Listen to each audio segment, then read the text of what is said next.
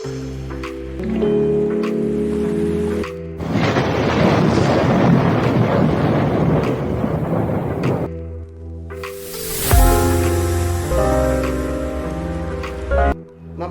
ഒരു സമൂഹ ജീവിയാണ്. അപ്പോൾ ആ സമൂഹത്തിൽ നമ്മൾ ജീവിക്കുമ്പോൾ ഒരുപാട് വ്യക്തിബന്ധങ്ങൾ നമ്മൾ കാത്തുസൂക്ഷിക്കാറുണ്ട്.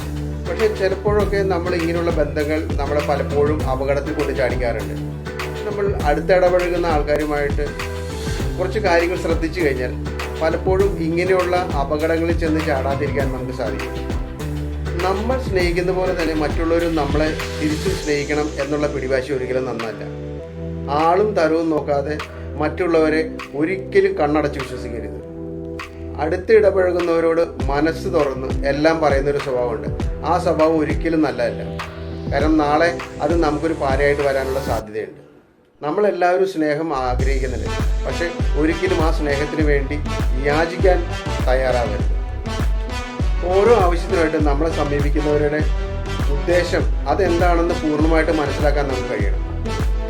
പണം കടം കൊടുക്കുമ്പോൾ പ്രത്യേകം ശ്രദ്ധിക്കണം. കൊടുക്കുന്ന സമയത്ത് ചിരിച്ചുകൊണ്ട് സ്വീകരിക്കും. പക്ഷേ തിരിച്ചു ചോദിക്കുമ്പോൾ പലപ്പോഴും ബന്ധങ്ങൾ വേർപെടാനുള്ള സാധ്യത വളരെ കൂടുതലാണ്.